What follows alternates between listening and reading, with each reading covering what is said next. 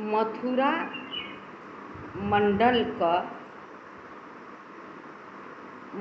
मंडल का तीर्थ जो है उसमें कहाँ कहाँ पर कौन कौन तीर्थ है, कौन कौन तीर्थ का कैसा कैसा महत्व है, कितना कितना महत्व है, क्या क्या करने से उसका पुण्य मुझे मिलता है, वो पुण्य अक्षय होता है, उसका वर्णन मैं कहूँगी। जब विष्णु भगवान वराह रूप अवतार लिए, कब लिए? जबकि पृथ्वी रसातल पाताल लोक को चली गई थी।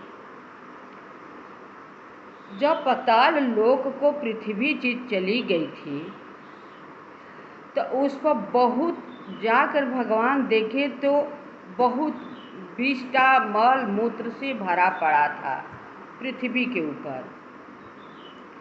अब उन्होंने कैसे क्या करते, पृथ्वी जी को लाना जरूरी था, तो वराह का रूप धारण किया, मतलब सुअर का रूप धारण करके और सारे पृथ्वी को उन्होंने अपने जिह्वा से चाट करके मल मूत्र को साफ किया। साफ कर लेने के बाद अपने दाढ़ों पर उठा करके ले आए ऊपर।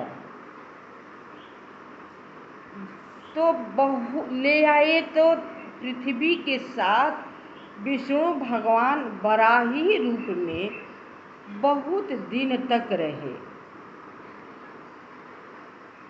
तो पृथ्वी जी उनसे जो जो समझ में आता है वो चीज़ का प्रश्न करती है।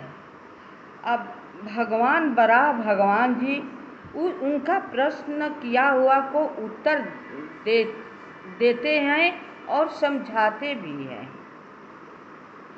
तो वो कहती हैं कि हे प्रभु, ये मथुरा मंडल का महत्व क्या है? इसमें तीर्थ करने से, मनुष्य को रहने से क्या पाप कट जाता है, मनुष्य को मुक्ति मिल जाती है? क्या इसका रहस्य जो है मुझे समझाकर बताइए। तब वराह भगवान कहते हैं कि हे पृथ्वी, ध्यान से सुनो। मथुरा मंडल ऐसा तीर्थ है, इसमें जो जो प्राणी पैर अपना रखता है वो अक्षय फल पाता है। वो जितने पैर यहाँ पर रखता है पुण्य की अधिकारी होता है। इसी तरह एक बार शंकर भगवान 1000 वर्ष तक उन्होंने तपस्या की। उनके तपस्या से हम बहुत प्रसन्न हुए और बोले, हे रुद्र, तुम्हारे तपस्या से मैं बहुत प्रसन्न हूँ। जो इच्छा हो सो वरदान मांग सकते हो। शंकर भगवान बोले कि हे प्रभु, यदि आप वरदान ही देना चाहते हैं तो आप मुझे मथुरा मंडल में रहने की अनुमति दे दें। मेरे लिए यही बहुत अच्छा होगा। तो कृष्ण भगवान बोले कि अच्छा ठीक है, तुम अगर मथुरा में रहना चाहते हो, मथुरा क्षेत्र में रहना चाहते हो, तो तुम क्षेत्रपाल के रूप में रहो। जैसे कि गांव के बाहर डीह बाबा होते हैं, गांव के बाहर काली देवी होती है। गांव बाहर से अगर कोई रोग हो या बीमारी हो आना चाहता है तो लोग आने नहीं देते हैं अंदर गांव के भीतर। इसी तरह शंकर जी को उन्होंने क्षेत्रपाल बनाया कि यदि रहना ही चाहते हैं आप तो मथुरा का क्षेत्रपाल बनकर आप रह सकते हैं। तो भोले बाबा क्षेत्रपाल के रूप में रहने लगे। जो मनुष्य मथुरा में जाता है, यमुना जी में स्नान करके, श्री कृष्ण जी की पूजा करके, और शंकर भगवान का जो जहाँ पर क्षेत्रपाल रूप में स्थित है, वहाँ पर उनके जाकर जब तक से दर्शन नहीं करता, तब तक से उनको पुण्य का या तीर्थ का या जो भी किया हो उन्हें सिद्धि प्राप्त नहीं हो सकती। तभी ही सिद्धि प्राप्त होती है जबकि क्षेत्रपाल नाम का शंकर भगवान का दर्शन करें। एक जगह बताते हैं विष्णु भगवान की हे पृथ्वी, कौन कौन जगह यहाँ पर पुण्य देने वाली है। जैसे कि आप स्वर्ग में जाएंगे तो इंद्र भगवान की पुरी है अमरावती। कोई लोक में जाए, जैसा पुण्य क्या होता है उसी के अनुसार उसे लोक दिया जाता है। लेकिन पहले जब तक से अमरावती में नहीं जाता है, तब तक से कोई लोक में जाने के उसे अधिकार नहीं दिया जाता। उसी तरह ये मथुरा में क्षेत्रपाल का है। जब तक से क्षेत्रपाल नाम का शंकर जी का कोई दर्शन नहीं करेगा, तब तक से आप कहीं न जा कर के आप दर्शन कर लें, स्नान कर लें, दान कर लें, लेकिन आपको सिद्धि प्राप्त नहीं होगी। जब आप क्षेत्रपाल शंकर जी को दर्शन कर लेते हैं, तब आपको सिद्धि प्राप्त हो जाती हैं। इसी पर कहते हैं कि जैसे कि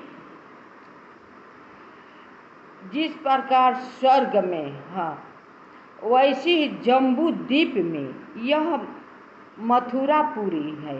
जम्बू द्वीप है, वहाँ पर पूछने पर पता चलेगा। जम्बू द्वीप में यह मथुरापुरी है। यद्यपि मथुरा मंडल का विस्तार 20 योजन का है। 20 योजन का मतलब कहते हैं 20 कोस का। 20 कोस में मथुरा है, पर वहाँ एक एक पैर रखने पर भी अश्वमेध योगों का फल का प्राप्त होता है।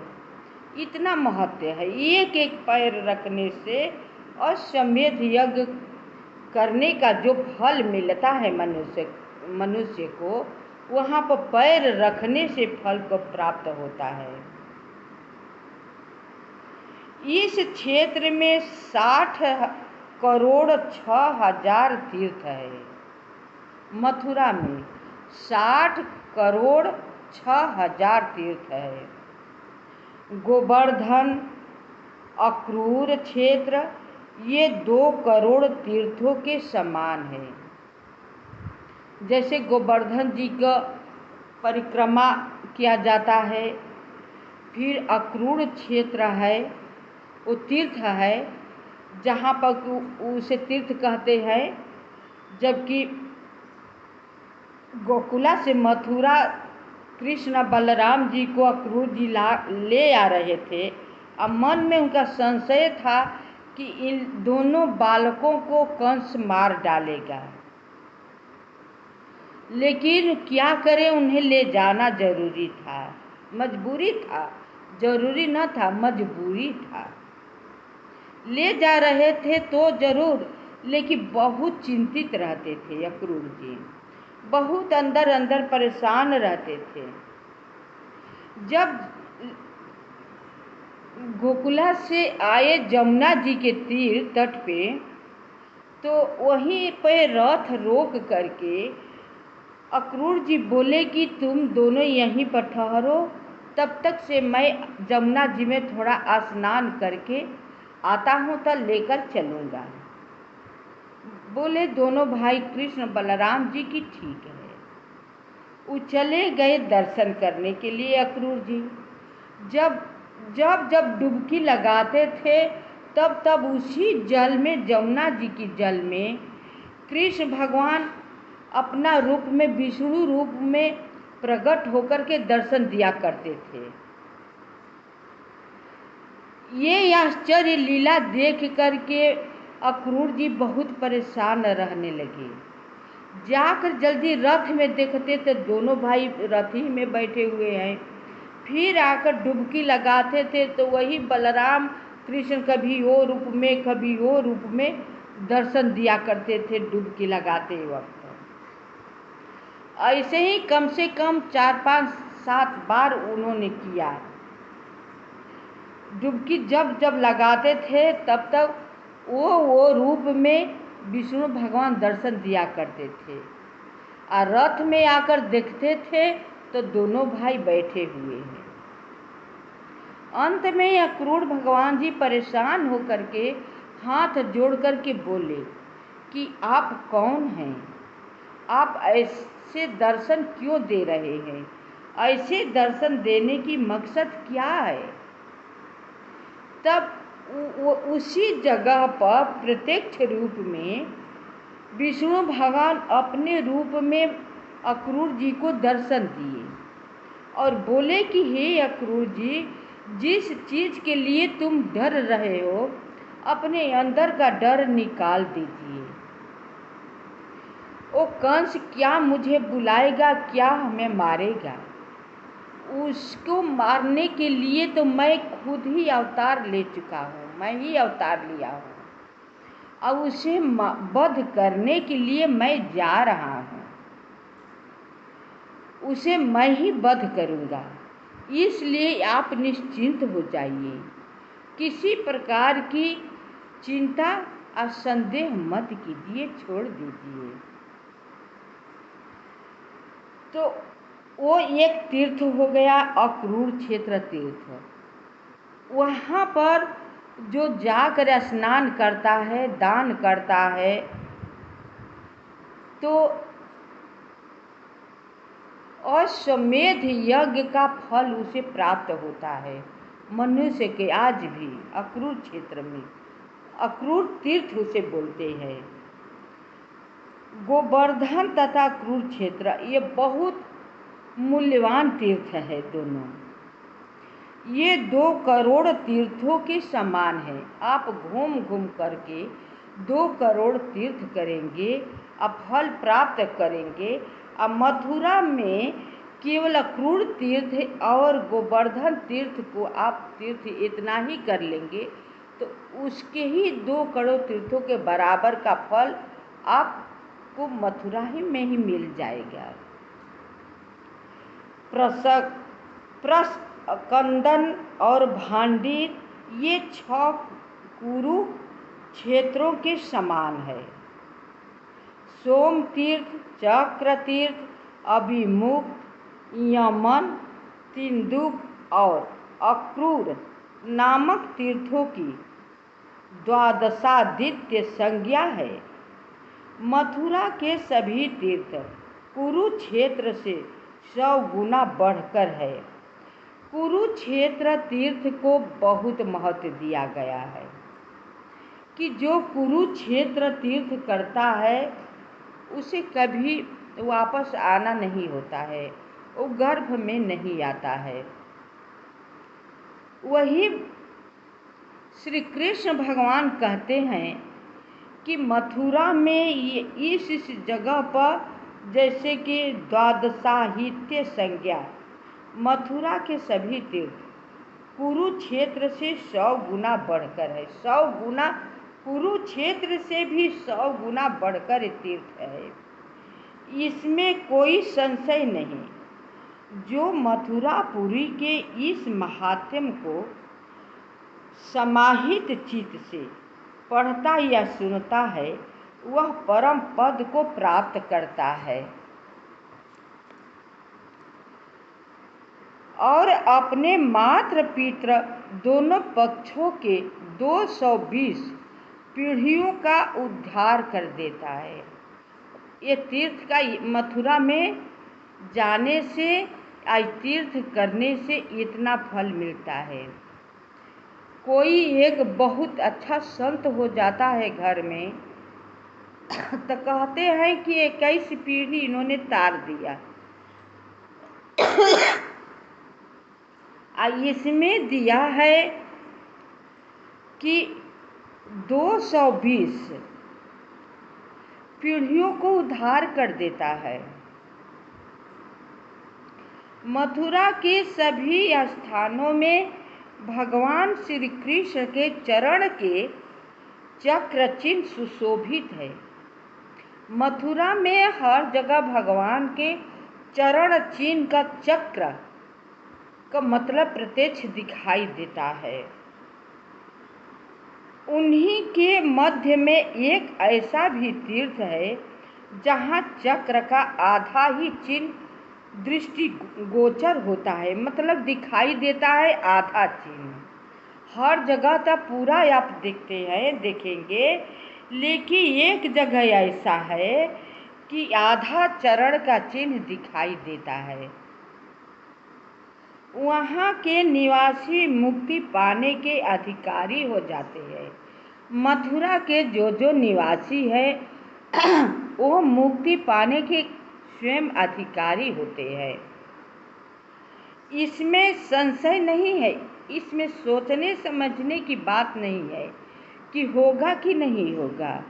संशय आप छोड़ दीजिए, वहाँ पर निवास करने वाले के मतलब मुक्ति मिलनी ही मिलनी है। श्री कृष्ण की क्रीड़ा भूमि के भी 2 छोर है, जहाँ पर अपना क्रीड़ा किए हैं 2 छोर है। मतलब 2 छोर को कहते हैं कि जैसे आप नदी समझ लीजिए, नदी के इस पार है और उस पार है। अब बाकी का बचा जो जल प्रवाहित हो रहा है, तो उस पार का वो छोर कहेंगे, इस पार के छोर कहेंगे। बीच में जो प्रवाहित जल होता है उसे गंगा जी कहते हैं। उसी तरह 2 छोर है, इधर है उधर। अब बीच में के देखिए, एक उत्तर और दूसरा दक्षिण। उन दोनों के मध्य भाग में, अब बीच वाला भाग में वे विराजते हैं। बीच भाग में जैसे गंगा जी प्रवाहित होती है, विराजती है दोनों छोर के बीच में, उसी तरह दोनों छोर के बीच में श्री कृष्ण भगवान विराजते हैं। आकार में वे द्वितीया के चंद्रमा के समान है, मतलब जैसे द्विज का चंद्रमा का आकार होता है पतला, उसी तरह वो आकार है। जो मनुष्य वहाँ स्नान और दान करता है उसे वे दिव्य तीर्थ मथुरा क्षेत्र का फल प्रदान करने के लिए सदा उद्यत रहते हैं। उस जगह पर जो मनुष्य स्नान करता है, दान करता है, ब्राह्मणों को भोजन कराते हैं, वहाँ पर मथुरा जी उन्हें मुक्ति प्रदान करने के लिए उद्यत रहते हैं, फल देने के लिए उद्यत रहते हैं। जैसे कि कहते हैं कि देने के लिए समान तैयार रहते हैं, उसी प्रकार वो मथुरा जी सब देने के लिए तैयार रहते हैं। यहाँ नियम के अनुसार रहकर जो शुद्ध भोजन करने वाले व्यक्ति स्नान करते हैं उन्हें अक्षय लोकों की प्राप्ति होती है।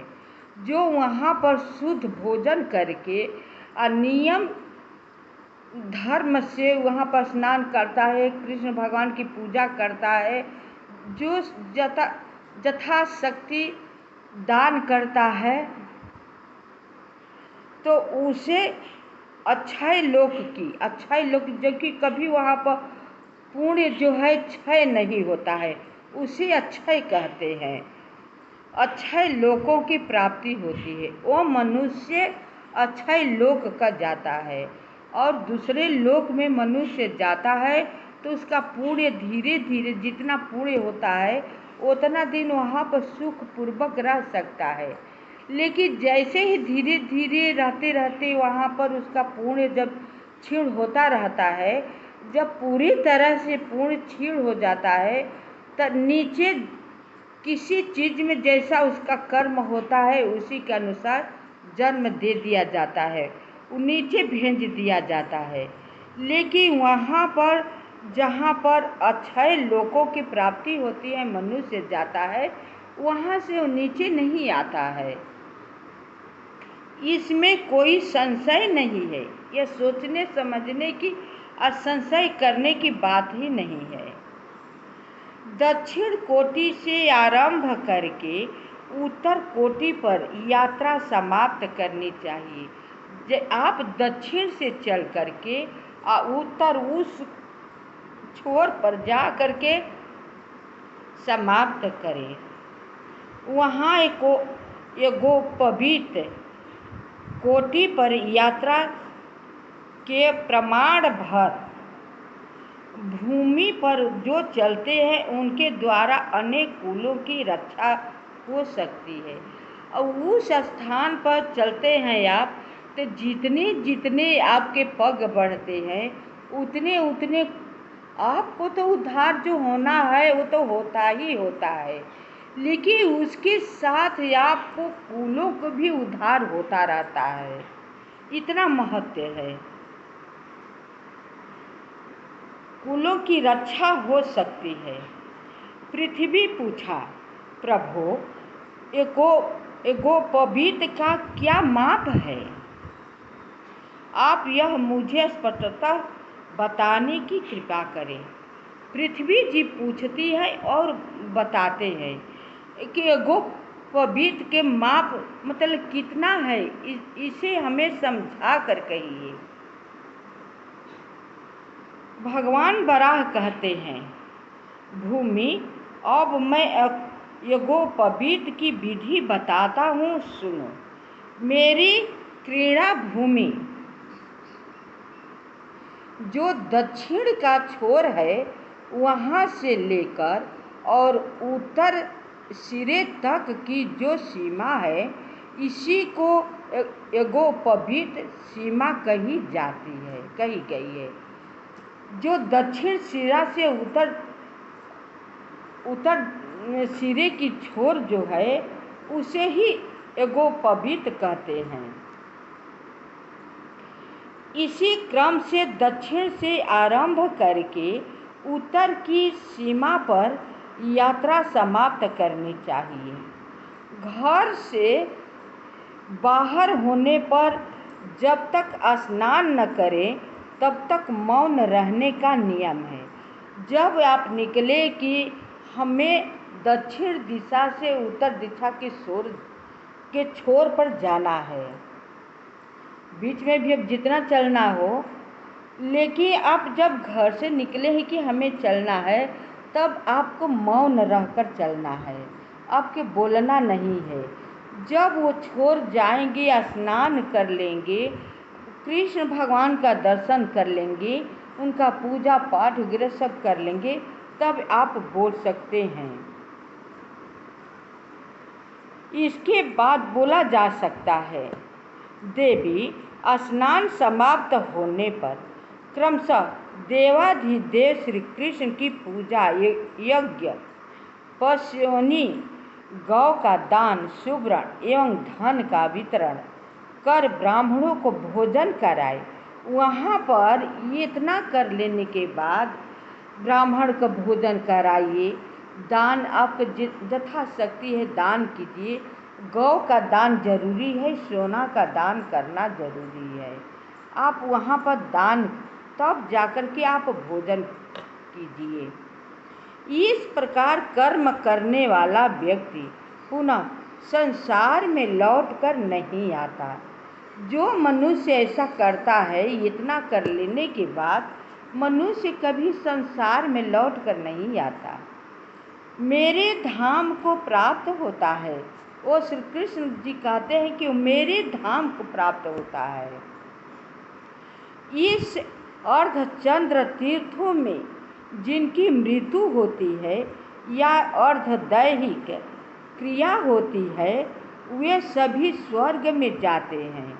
जैसे कि वो बीच ही में जाते, किसी कारण बस मृत्यु हो जाए और उसका अंतिम संस्कार किया जाए, तो भगवान कहते हैं कि मेरे लोक को वो मनुष्य आते हैं, और जितना दिन उसकी हड्डियाँ उस जगह पर हड्डियाँ होती है उतना दिन वो मेरे ही लोक में रह करके वास करते हैं। अर्धदैहिक क्रिया होती है, सभी स्वर्ग में जाते, सब स्वर्ग में जाते हैं। इस तीर्थ में पुरुष की हड्डियाँ जब तक रहती हैं तब तक वह स्वर्ग लोक में प्रतिष्ठित रहता है। उनकी आदर मान सम्मान स्वर्ग में भी होता है जब तक से उस क्षेत्र में हड्डियाँ होती है। उस तीर्थ के इतना महत्व है कि जितनी हड्डियाँ होती है रहती है जितने दिन तक, वो मनुष्य स्वर्ग में सम्मान आदर सम्मान के साथ रहता है। अधिक क्या, यदि यहाँ गधे का भी शरीर जला दिया जाए तो वह भी विष्णु का रूप प्राप्त कर सकता है। कहते मनुष्य तो मनुष्य है, यहाँ पर गधे का भी शरीर जला दिया जाए, उसकी हड्डी रह जाए, वो भी विष्णु रूप बनकर मेरे लोक को जाता है, अब वास करता है।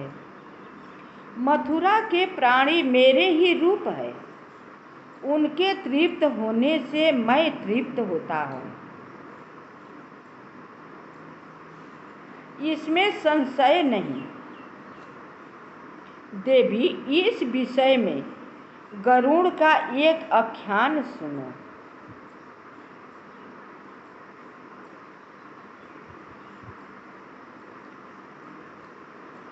मथुरा मंडल का तीर्थ का इतना महत्व है। कार्तिक माह आ रहा है, ये बीत रहा है, अश्वनी मास इसे क्वार कहते हैं, कोई वैसे तो शुद्ध शब्द अश्वनी मास कहते हैं। अब बीत रहा है, अश्वनी मास की एकादशी से ही कार्तिक माह का स्नान शुरू हो जाता है। जो मथुरा में जा कर के जमुना जी में स्नान करता है और कृष्ण भगवान को पूजन करता है, और स्वर्ग को प्राप्त होता है, इसमें कोई संशय नहीं है। तो अब कार्तिक माह आ गया है, जिसको जाना है वो जा करके वहाँ पर कल्पवास करे, स्नान करे, तीर्थ करे, दान पुण्य करे, भगवान का भजन भाव करे, उनका लाभ उठाए, राधे राधे बोलते रहे, कृष्ण कृष्ण बोलते रहे। एक बार प्रेम से बोलो श्री कृष्ण भगवान की जय, श्री राधा रानी की जय। आप सब मथुरा मंडल की तीर्थ स्नान के विषय में सुन करके लाइक सब्सक्राइब अवश्य कीजिएगा, कमेंट कीजिएगा। हम मथुरा मंडल की सारा विस्तार अब बताएंगे।